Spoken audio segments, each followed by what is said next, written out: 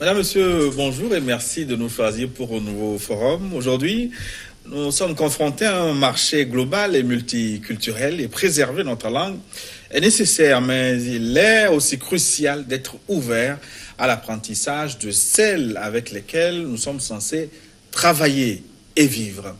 Nous abordons le thème de la langue comme outil et indicateur d'intégration cette semaine avec une personne ressource en la matière. Je vous le présente, c'est le professeur Martin Dossou Benouga. Professeur, bonjour. Bonjour. C'est un honneur de vous avoir autour de ce plateau. C'est partagé.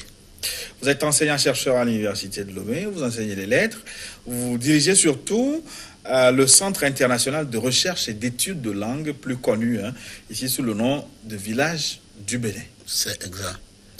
Alors, votre centre fête son jubilé d'or cette année, on aura le temps d'y revenir. Mais d'abord, qu'est-ce qui justifie la création de ce Centre international de recherche, d'études et de langue?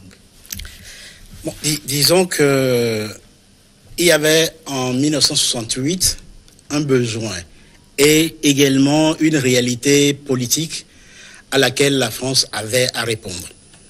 En 1968, tout le monde le sait, les étudiants français se sont mis en grève en mai 1968.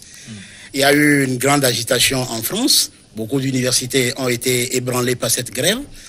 Mais il faut également dire que pendant cette période, la France gérait la politique universitaire, pédagogique du Sénégal. Avait, dans beaucoup de pays africains également, un certain nombre de programmes qu'il gérait, dont un programme qui était orienté vers les enseignants non francophones qui venaient à Dakar pour des stages et qui suivaient ces stages à l'université Cheikh Anta Diop. Donc, la grève étant déclenchée, le programme était suspendu. On ne pouvait plus l'exécuter. Alors, il a fallu trouver dans la sous-région un pays qui pouvait abriter le centre. Donc, les responsables français ont fait de la prospection au niveau d'un certain nombre de pays et le choix a été porté sur le Togo. Donc, et en mai 1968, donc après un certain nombre de discussions entre le ministre Malou de l'époque et avec son secrétaire général Herman Kofi Atillon. Yaya Malou. Oui, le ministre Yaya Malou. Herman Atillon, qui était son secrétaire général, avec Jacques David, qui était inspecteur d'académie au Togo. Donc, les discussions ont conduit donc, à l'identification du Togo pour abriter le centre. Deuxième étape, c'est qu'une fois que cela a été fait, donc, les premiers étudiants, les premiers enseignants anglophones, donc non locuteurs du français, ont connu leur premier stage à Lomé en juillet 1968. Donc, le point de départ de la création du village du Bénin est là. Donc, le centre a évolué au niveau des stages orientés vers les enseignants anglophones et progressivement, les programmes se sont renforcés. On est passé alors de stages de 2 mois, de 3 mois à une formalisation du centre.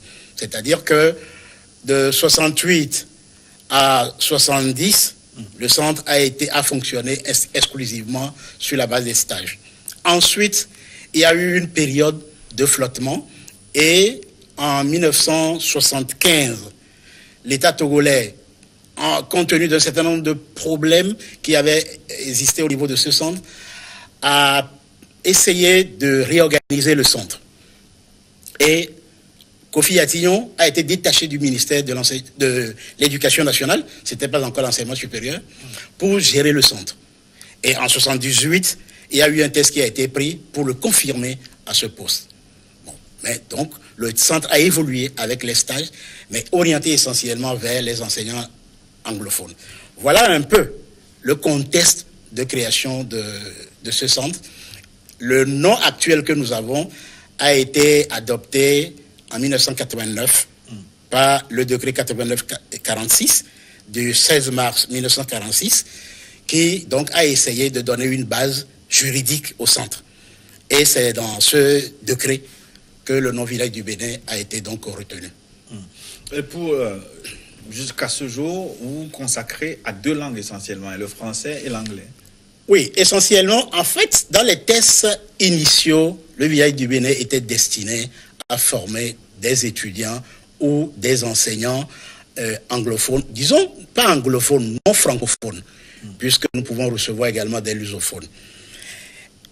Alors, la réalité, c'est que il faudrait que les pays anglophones acceptent d'envoyer ces étudiants-là au village du Bénin. Donc, le Ghana le fait, le Nigeria le fait. À un moment donné, le Commonwealth a accompagné un certain nombre d'autres pays, donc le Zimbabwe, la Zambie, la Gambie, le Libéria. Donc, en gros, à ce jour, le village du Bénin a accueilli au moins 65 nationalités. Mais il se fait que, progressivement, un certain nombre de structures ou d'institutions se sont désengagées. Et il fallait alors revoir l'orientation politique qui a été donnée au centre. C'est pour cela que mes prédécesseurs ont introduit dans les programmes de formation du village du Bénin la formation en anglais, qui est orientée maintenant vers un public francophone.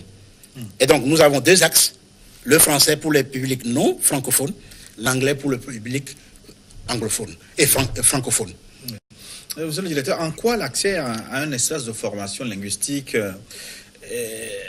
est-il une ressource importante de nos jours? C'est assez intéressant parce que la langue elle-même est déjà un élément d'identification. La langue est déjà un élément d'intégration. La langue permet d'ouvrir les frontières. La langue permet d'éclater les barrières psychologiques, affectives et anthropologiques, sociologiques que nous avons. Et donc, apprendre une langue, c'est s'ouvrir vers d'autres identités, vers d'autres personnes. Apprendre une langue également, c'est apprendre à connaître la culture, puisque toute langue est toujours porteuse d'une culture, est née de la culture et véhicule les éléments de cette culture. Donc, lorsque vous apprenez la langue, vous apprenez en même temps la civilisation. Vous apprenez les modes de raisonnement, de fonctionnement de cette société. Vous apprenez également les mécanismes de communication de cette société. Et donc, il y a un certain nombre d'éléments qui sont intégrés à l'apprentissage de la langue que vous apprenez. À partir de ce moment, vous vous identifiez au porteur ou au locuteur de cette langue que vous vous êtes destiné à apprendre. C'est-à-dire que vous adoptez pratiquement le même réflexe que vous adoptez les modes de vie et de raisonnement, de fonctionnement que le locuteur de cette langue. Vous devez fonctionner exactement comme ces gens-là. Et c'est en cela que la langue, l'apprentissage d'une langue devient un facteur d'intégration. Ensuite, c'est que vous acceptez être comme eux, comme je le disais tout à l'heure. Alors, si vous acceptez être comme eux, ça voudrait donc dire que vous partagez avec eux. C'est également affectif. Vous partagez un certain nombre de choses. Vous dites vos émotions, comme le dit Senghor, vous dites vos émotions dans la langue. Vous traduisez ce que vous ressentez, votre personnalité, votre identité à travers cette langue. Mais en même temps, toute votre affection, tout le caractère affectif de votre personnalité peut être traduit à travers donc la langue que vous apprenez aussi. Donc finalement, apprendre une langue, c'est un moyen doux de se déraciner, de se déculturer finalement. Oui et non. Oui, parce que si vous apprenez la langue, pendant que vous l'apprenez, vous oubliez ce que vous êtes et qui vous êtes. Parce que vous ne pouvez pas apprendre une langue et continuer par être rivé à vos identités de départ. Ça voudrait dire que vous allez échouer dans l'apprentissage. Vous êtes par exemple aidé, vous voulez apprendre le cabier, vous allez fonctionner exactement comme le cabier pour pouvoir maîtriser les subtilités de la langue. Vous devez apprendre à à vous projeter dans la personnalité du cabier pour pouvoir maîtriser la langue. Donc on ne peut pas apprendre une langue comme un espion. Même si vous apprenez la langue comme l'espion, ça voudrait dire quoi? Ça voudrait dire que vous devez, je reprends Senghor, vous devez nommer exactement les choses comme ça se fait dans cette langue. Vous ne pouvez pas dire, moi j'appelle ceci une bouteille dans ma langue, dans l'autre langue ça s'appelle autrement, et vous dites que c'est, je ne l'appelle pas, je ne le désigne pas le nom de la deuxième langue, mais je désigne l'objet par le nom de la première langue, et vous allez vous dire que vous apprenez la seconde langue. Non. Alors, mais en même temps, que vous avez, il ne faut pas oublier, vous avez une langue de départ.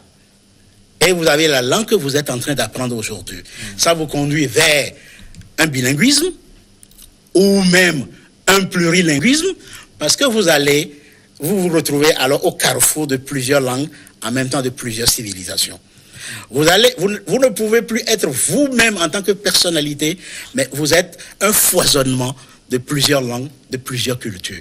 Vous allez emprunter à votre langue maternelle, vous allez, sur cette langue-là, greffer un certain nombre d'autres éléments de la seconde langue, vous allez y apporter les éléments anthropologiques, sociologiques, linguistiques, et c'est cela qui va faire votre personnalité. Vous ne pouvez pas apprendre une deuxième langue, une troisième langue, et être ce que vous êtes au moment où vous acquérez votre langue maternelle. Je vais prendre l'exemple sur vous, professeur Gwenouga. Est-ce que vous avez des regrets aujourd'hui, vous, de vous être nourri suffisamment aux sources de la langue française? Oui. Ça, je le dis très sincèrement, parce que de plus en plus, il m'arrive de ne plus nommer un certain nombre de choses en Mina. C'est-à-dire que mon apprentissage réel en Mina n'a pas été achevé, complètement achevé. Et il y a eu le français qui a pris le pas sur l'évé ou le Mina. Bon, particulièrement le Mina. Bon, comme vous prenez l'exemple sur moi, la question est peut-être un peu biaisée. Moi, j'ai eu un père enseignant qui, très tôt, a commencé par m'initier à la langue française.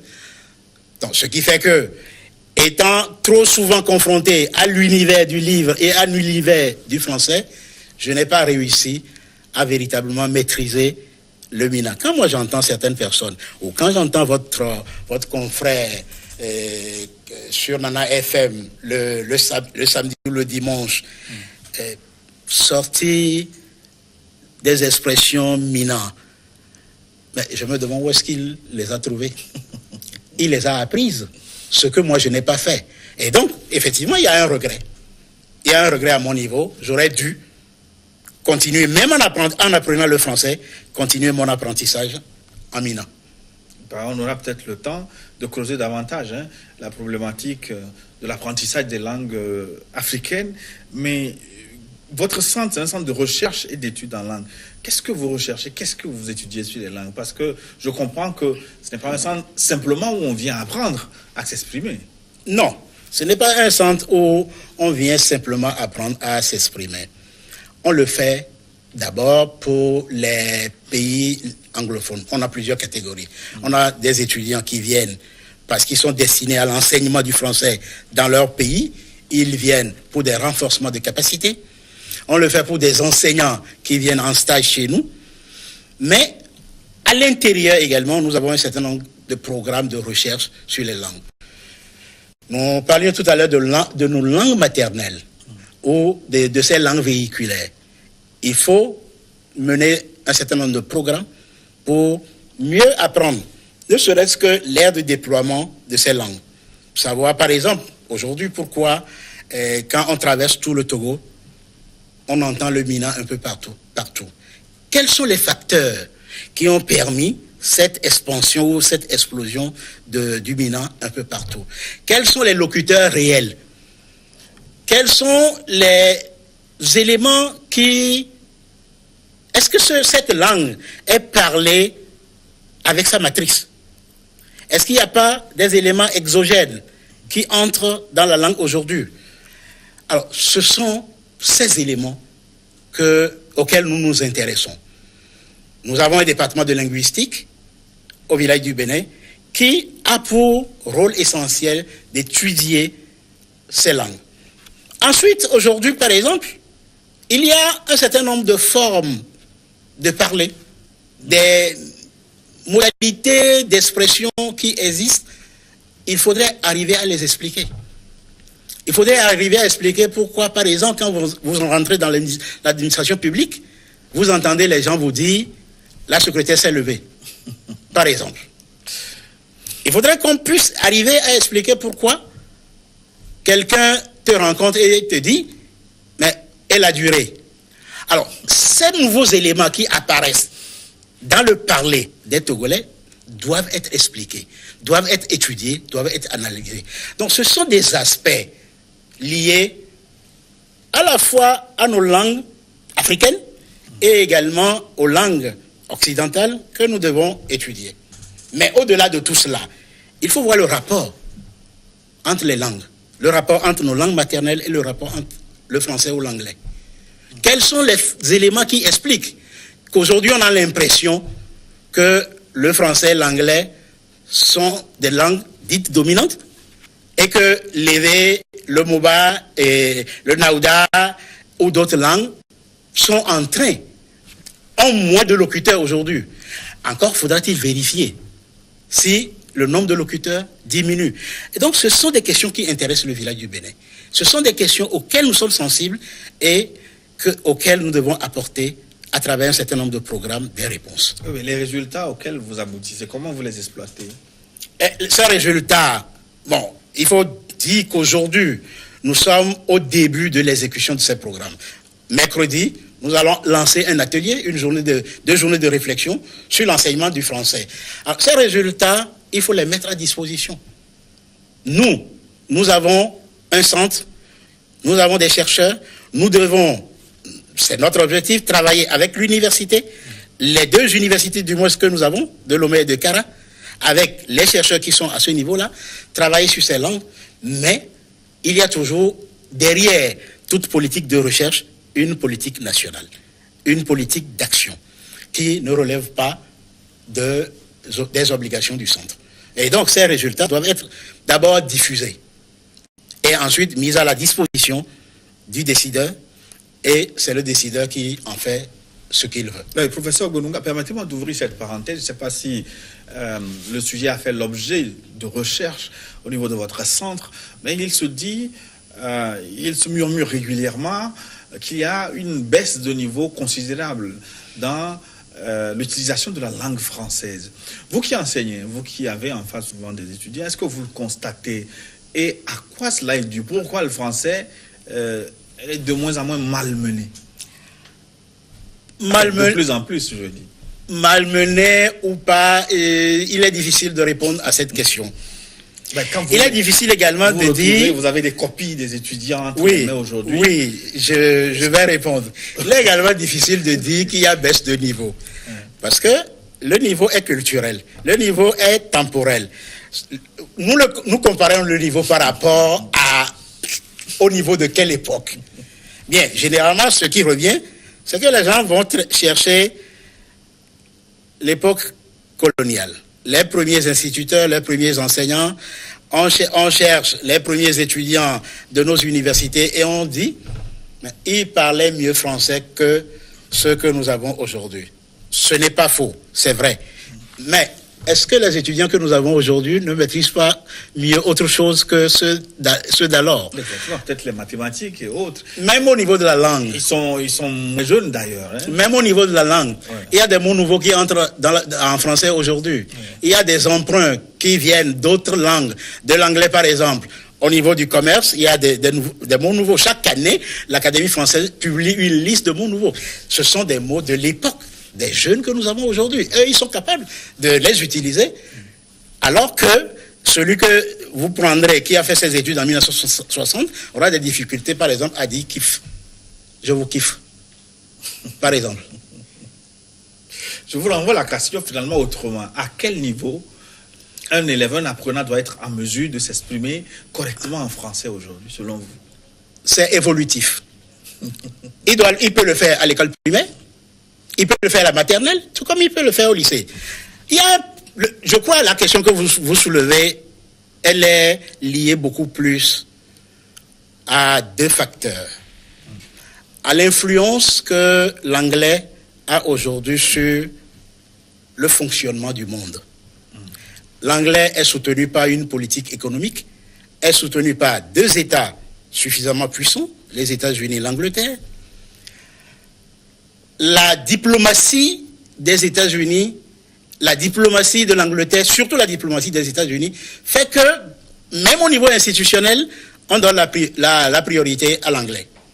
Alors, de copie en copie, psychologiquement, nous pensons que le français n'a pas le même statut que l'anglais. Vous allez à certains colloques, vous allez dans certaines réunions, vous êtes désolé de voir des Français qui s'expriment en anglais dans leur pays. Alors, cela, c'est un problème psychologique. C'est un problème totalement affectif. On croit que lorsqu'on s'exprime en français, on n'a pas le même niveau de compétence, le même niveau de connaissance que les autres. Mais il nous revient, à nous autres francophones, de défendre cet héritage. C'est un héritage commun. Nous avons été faits dans cette langue. Le deuxième facteur, c'est dans les mécanismes même de l'apprentissage du français. Apprenons-nous le français pour la langue ou apprenons-nous le français pour avoir des notes? Je crois, en tant qu'enseignant, que pour un certain nombre d'étudiants, aujourd'hui, à un niveau donné, on apprend pour les devoirs, on apprend pour les évaluations. Et une fois que l'évaluation est passée, il y a un certain nombre de choses qu'on oublie. Maintenant, le système lui-même d'enseignement du français n'encourage pas trop nos apprenants à prendre cette langue avec une certaine joie, avec une certaine fierté. Qu'est-ce que vous voulez dire par là? Je m'explique. Moi, quand j'étais à l'école primaire, vous avez un certain nombre d'activités qui sont des activités d'appui à la langue française. Des activités vous avez le théâtre. Vous avez le théâtre, vous avez les déclamations de contes, vous avez la radio scolaire et un certain nombre d'autres activités. Vous avez des discussions, des forums de discussion entre apprenants.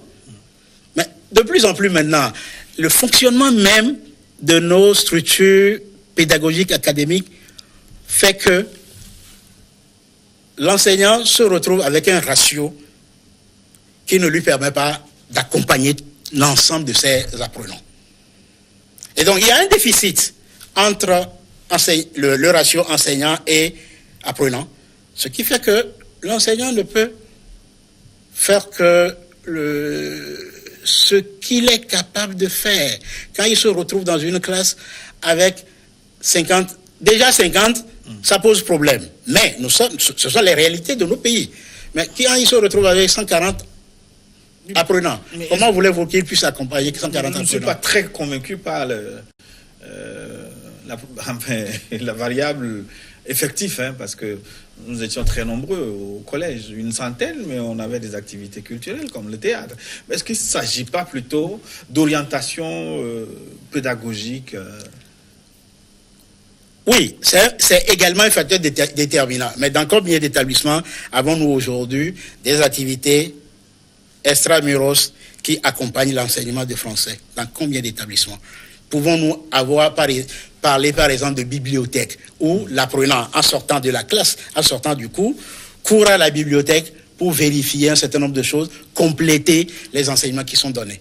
Dans combien d'établissements avons-nous aujourd'hui un club théâtral qui permet à l'apprenant de s'exprimer autrement, de développer d'autres compétences, d'exposer d'autres talents?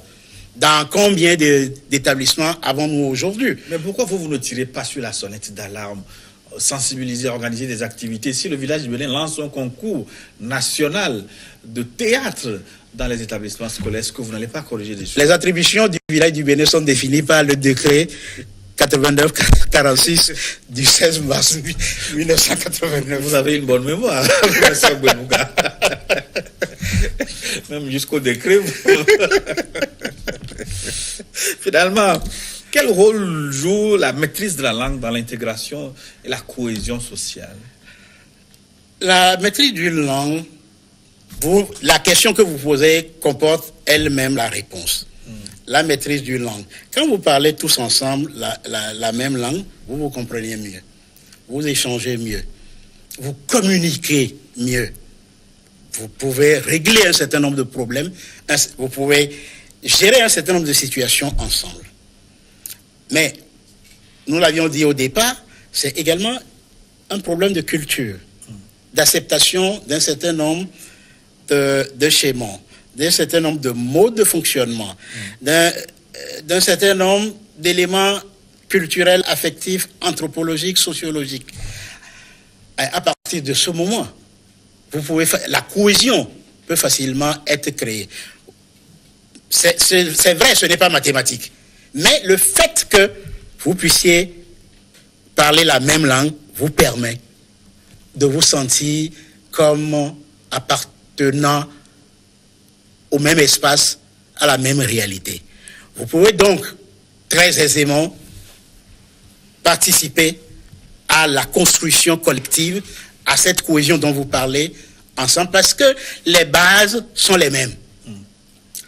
Et ensuite, au-delà même de la langue, nous l'avions dit également, toute langue véhicule une culture, véhicule une civilisation. Ça voudrait dire que dès le départ, vous acceptez être élément ou composante d'une réalité. Et accepter être composante de cette réalité voudrait donc dire que vous vibrez au même diapason que les autres et que vous pouvez régler un certain nombre de situations, un certain nombre de problèmes ensemble. La langue est également un problème de cohésion parce que la base sociale est partagée. Dès l'instant où vous commencez par dire il ne parle pas la même langue que moi, donc il est différent de moi, vous faites du sectarisme. Vous faites une exclusion. Et ce qui est beaucoup plus grave, vous développez des appartenances identitaires qui fonctionnent sur la base de l'exclusion. Donc, tel parle le Minan, donc c'est mon frère. Alors celui qui ne parle pas le Minan, même si nous partageons le même espace que lui, il y a un certain nombre de choses que nous ne voquons pas en sa présence. Il y a un certain nombre de choses que nous ne partageons pas avec lui. Alors, et ce qui est même grave, c'est que nous nous replions sur nous, alors que nous sommes appelés à aller vers une construction nationale. Et donc, c'est le fait d'avoir comme langue de travail le français, c'est un gros avantage, c'est le plus grand dénominateur commun. Hein?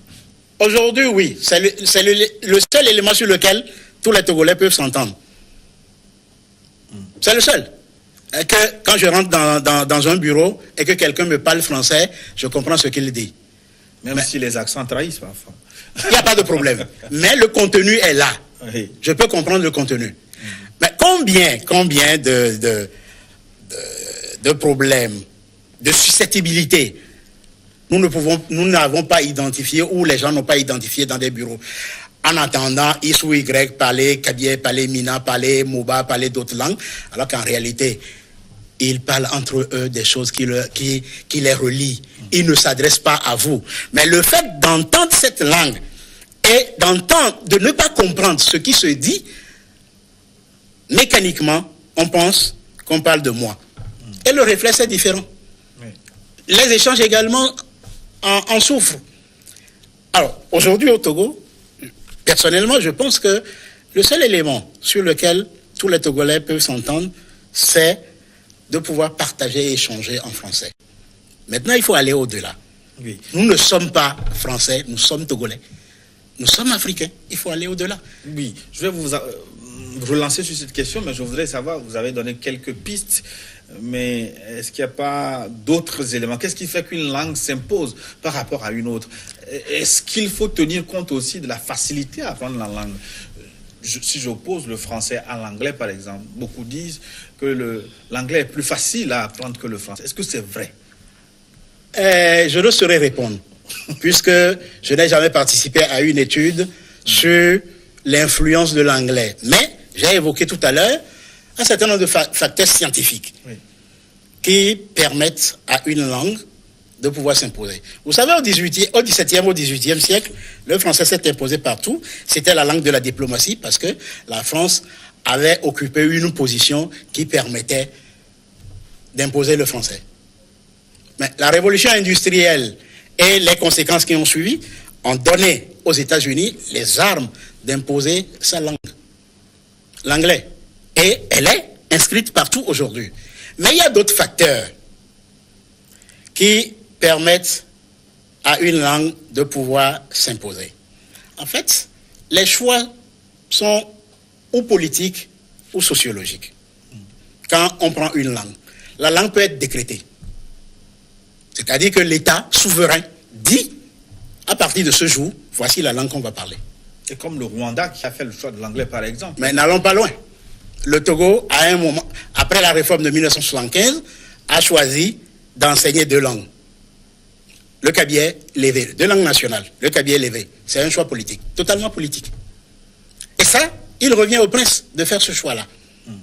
Alors, maintenant, si toute la politique pédagogique, didactique, l'alphabétisation a accompagné ce choix, ces langues, au bout de 50 ans, peuvent s'imposer. Bon, l'expérience chez nous a permis de voir qu'à un moment donné, il n'y avait même plus d'enseignants pour enseigner le Kabyè et enseigner l'évé. La deuxième réalité, c'est que la langue s'impose d'elle-même. C'est-à-dire qu'on constate sur le terrain que telle langue, contrairement à telle autre, est parlée partout, est plus dynamique, évolue et a plus de locuteurs. Et là également, le politique prend la décision de faire enseigner ou de faire apprendre cette langue. Donc, en dehors des raisons stratégiques et institutionnelles liées à la diplomatie que nous avons évoquée au niveau de l'anglais, ces 2 paramètres sont déterminants dans l'influence d'une langue. Maintenant, parlez-nous de votre Centre international de recherche et d'études de langue. Est-ce que vous vous intéressez aux langues africaines? Dans le décret que j'ai cité tout à l'heure, il nous est fait obligation d'étudier les langues togolaises, d'étudier les langues africaines et de constituer un répertoire des langues africaines pour nos pays ou pour le Togo. Le problème, le bémol, c'est que nous n'avons pas de personnel qualifié suffisant pour mener cette politique. C'est pour ça que j'ai parlé du département de linguistique que nous sommes en train de restructurer aujourd'hui et à la tête duquel il y a un linguiste qui doit pouvoir mener et un certain nombre de politiques qui doit pouvoir conduire des travaux de recherche sur ces langues et le résultat ne peut pas être attendu dans 5 ans, dans 10 ans. Vous parlez de recherche, mais est-ce qu'il ne faut pas parallèlement aussi créer des centres où on apprend ces langues? Oui, c'est vrai, mais avant de pouvoir l'apprendre, il faut étudier la grammaire de la langue. Il faut étudier le vocabulaire de la langue. Et cela ne peut être fait que par des spécialistes, que par des gens outillés, pas forcément des universitaires. Quand vous prenez l'académie EV au Togo, je sais qu'il y a un de mes patrons qui est à la tête de cette académie EV, mais lorsque vous regardez l'architecture de l'académie, il y a des gens qui ne sont pas universitaires, qui maîtrisent mieux cette langue. Mais dans tous les cas, il faut décrire la grammaire, il faut décrire le vocabulaire, la syntaxe de la langue avant de pouvoir l'enseigner. Si on ne le fait pas, avec quel support didactique l'enseignement peut-il se faire? Alors, l'enseignant ira dans la classe et il va lui-même décider un matin de ce qu'il faut enseigner. Le lendemain, il constate que ce n'est pas ce qu'il fallait faire et il n'a même plus le courage de revenir sur ce qu'il avait déjà enseigné. Et donc, le dégât va être là. Mais si le sort de nos langues sont pour le moment encore au laboratoire, est-ce que ces langues ne sont pas en train de s'éteindre? Non, nos langues ne sont pas au laboratoire. Dans la rue, vous entendez les gens parler. Nous avons encore cette chance-là au Togo de voir les gens parler encore nos langues maternelles. Quand vous allez, on est à Dido-Adin, vous allez à Tochi, ce que vous allez entendre, c'est l'évé, c'est le Kabyè, c'est le Minnan, c'est d'autres langues. Nous ne sommes pas dans la situation des Gabonais, des Congolais et peut-être des Ivoiriens, où il y a un Français qui s'est développé, un français populaire qui s'est développé. Et donc cela est déjà une chance. C'est-à-dire qu'on a des locuteurs qu'il faut accompagner. Maintenant, il faut les structures pour le faire. Mais je ne pense pas que nos langues puissent disparaître de cette manière. C'est vrai que nous-mêmes, par nos comportements, nous ne rendons pas facile le travail. D'ailleurs, une question d'abord. Est-ce qu'il faut les sauvegarder coûte que coûte? Est-ce qu'on a des avantages particuliers à ne pas laisser ces langues mourir de leur belle mort? Bon, c'est un avis tout à fait personnel que je donne. Il ne faut jamais le faire parce que la langue, c'est l'identité de l'individu qui la parle.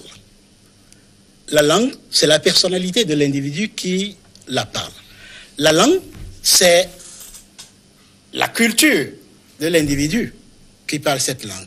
Si nous laissons ces langues mourir de leur belle mort, ça voudrait dire que nous ne sommes plus togolais, nous ne sommes plus béninois, nous ne sommes plus ghanéens. D'ailleurs, je suis très content, dans ma position actuelle de directeur général du village du Bénin, je sais l'expérience qui se fait au Ghana et qui se fait dans d'autres pays anglophones. L'étude de ces langues est très dynamique dans ces pays-là, ce que nous pouvons faire également au Togo. Est-ce que ces langues peuvent prospérer si elles ne sont pas des outils de travail, ne rentrent pas dans le circuit administratif? Quand vous allez au Sénégal aujourd'hui, tout le monde parle Wolof, même dans l'administration on parle Wolof. Oui, parce que c'est une langue de travail, une langue officielle. Mais nous pouvons également y arriver. D'ailleurs, je crois que c'était l'intention du politique quand il a choisi le cabiai et l'évé. C'est faire en sorte que ces deux langues-là puissent intégrer l'administration. Mieux, c'est faire en sorte qu'il y ait une cohésion. Quand on voit un peu les choix géographiques qui ont été effectués à l'époque, c'est faire en sorte que ces deux langues deviennent des éléments de cohésion nationale. C'est-à-dire que dans le sud, quand on parle kabyé, le Mina, l'évé, le Wachi peut être capable de comprendre. Dans la partie septentrionale également, quand on parle évé, le Moba, le Lamba peut être capable de comprendre l'évé. Je crois que ce ne sont pas des choix faits au hasard. Maintenant, tout le problème, c'est le problème de la dynamique pédagogique, de la dynamique didactique. Il faut, je l'ai dit tout à l'heure, décrire d'abord la grammaire de la langue, décrire la syntaxe de la langue, décrire le vocabulaire de la langue, faire le répertoire, étudier les nuances et voir un peu comment on peut déployer cela. Ensuite, il faut former des gens. Et vous disiez tantôt que nous avons certaines habitudes qui ne concourent pas à maintenir la dynamique de nos langues. Ouais, de plus en plus, quand on regarde le Togolais, entre griffes, lettré, il concourt de façon inconsciente à ne pas promouvoir cette langue. Vous rentrez dans plusieurs familles, maman parle français, papa parle français, et on interdit à l'enfant de parler mina. C'est grave. C'est-à-dire que cet enfant grandit en n'étant pas togolais, en n'étant pas mina, en n'étant pas kabyé. Il grandit avec les schémas, avec les schèmes du français. Pas même les schèmes, il n'y a pas, comment on va dire, ce n'est même pas l'original, c'est les copies, les schèmes. Bon. Disons des copies. Si c'est la copie, dans la plupart des cas, si c'est la copie, soyons alors heureux. Mais si c'est la copie déteinte, dégradée, c'est qu'il y a un autre travail à faire.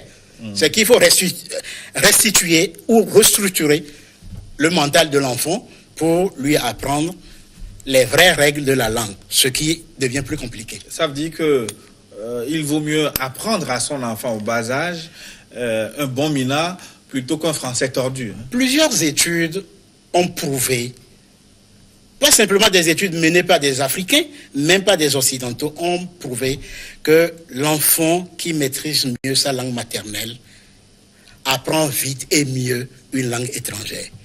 Parce qu'il arrive à faire la dissociation, parce qu'il arrive à comparer, parce qu'il arrive à partir des éléments de sa langue maternelle et à se dire voilà la norme. Or, quand vous lui apprenez le français ou la langue étrangère dès le bas âge, dès le berceau, alors qu'il est dans un contexte culturel différent, c'est ça le problème. Si vous le prenez, il est en France, il est en Guadeloupe ou dans d'autres pays où le français est la langue de base, vous lui apprenez le français, le problème ne s'oppose pas. Mais l'enfant est dans un contexte géographique, culturel africain.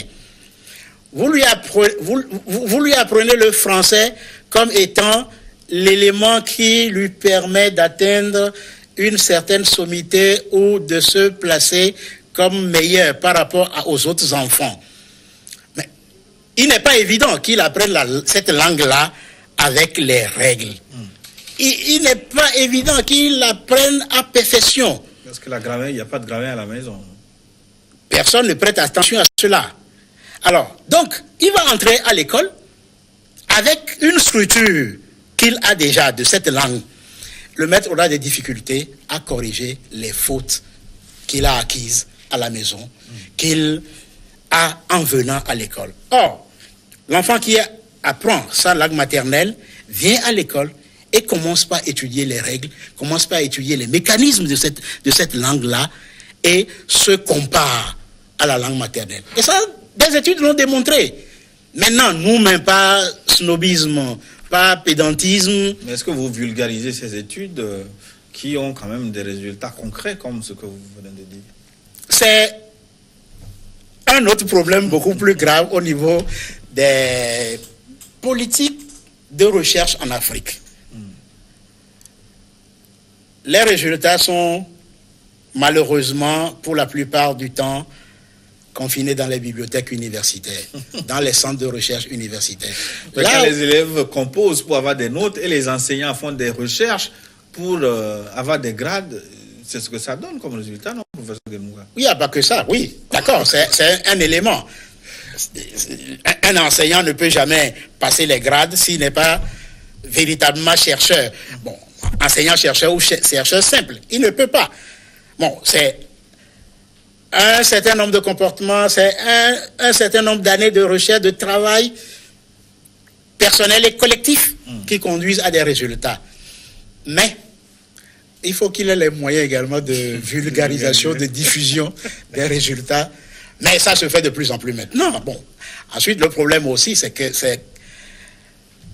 nous ne sommes pas suffisamment préparés à aller vers l'information. Il y a des centres de documentation. Il y a l'Institut national de la recherche, il y a la Bibliothèque nationale, il y a la bibliothèque de l'université, il y a beaucoup d'autres structures. Mais on y va que peut-être parce qu'on a un devoir à rendre. On a un mémoire à préparer. Peut-être parce qu'on a un mémoire à préparer, ainsi de suite. En réalité, ça doit être un élément spontané, un élément, des choix personnels qui doivent nous conduire vers les résultats. Mais je dis, il faut d'abord également diffuser. Oui. Le problème du livre en Afrique, c'est un autre débat, c'est beaucoup plus crucial. Professeur Guelmouga, nous allons conclure notre entretien. Votre centre a 50 ans aujourd'hui, vous nous avez parlé de certains de vos acquis. Vous pensez que c'est un centre à maintenir? Le village du Bénin a été un défi. En 68, quand les gens créaient le village du Bénin, je pense qu'ils sont loin de croire que le centre serait ce qu'il est aujourd'hui. Il y a du chemin qui a été fait. Il y a des acquis. Il y a des choses qui ont été réalisées. Chaque année, le village du Bénin met sur le marché ou sur l'espace, dans l'espace francophone, environ 700, au moins 700 nouveaux locuteurs. Ah bon? C'est très important. De 1968 à ce jour, nous avons formé environ 30 000 étudiants. C'est un bilan très satisfaisant. Ce bilan satisfaisant ne peut pas être oublié ou enfermé dans les satisfactions d'aujourd'hui. Il faut que le centre se tourne vers de nouveaux défis. Il faut qu'il augmente le nombre de fréquentations. Il faut qu'il développe ses politiques de recherche avec beaucoup plus d'agressivité. Il faut qu'il travaille davantage sur ses langues nationales, africaines, mais également au niveau de l'anglais. Bon, on a commencé par le faire. Il faut que le village du Bénin continue par avoir des apprenants en anglais. Parce que qu'on le veuille ou non aujourd'hui, jusqu'à une période donnée, l'anglais est la première des langues que nous parlons. C'est vrai, au niveau du nombre, le mandarin dépasse avant l'anglais. Mais au niveau institutionnel, partout où vous allez, c'est l'anglais. Alors, ça devient un complexe que nous développons. Que si mon enfant ne parle pas l'anglais, c'est que c'est un taré. Il n'est pas un taré. Il n'est même pas un retardé. Mais il faut que ces langues-là également soient vulgarisées. Merci, professeur. On vous souhaite joyeux anniversaire. Hein. Je vous invite. 50 ans, ce n'est pas petit. Pour les 50 prochaines années, on vous souhaite plein succès et puis beaucoup de réussite. Je ne serai plus là, mais au centre. Pourquoi pas? 50 ans, c'est bientôt. Hein? Oui. Je viendrai ici, pas avec des béquilles, mais sur une civière. Oui, l'essentiel, c'est de venir. Merci beaucoup, professeur Martin Dosouk Benouga, directeur général du Centre international de recherche et d'études de langue, village du Bénin. Oui. Ça a été très agréable d'avoir échangé avec vous. C'est le plaisir est partagé et ça me fait plaisir de vous retrouver, parce que ça fait des années. Merci, professeur. Je vous en prie. Nous marquons une pause pour une nouvelle édition du journal. Nous nous retrouvons dans une dizaine de minutes pour la seconde partie de New World Forum.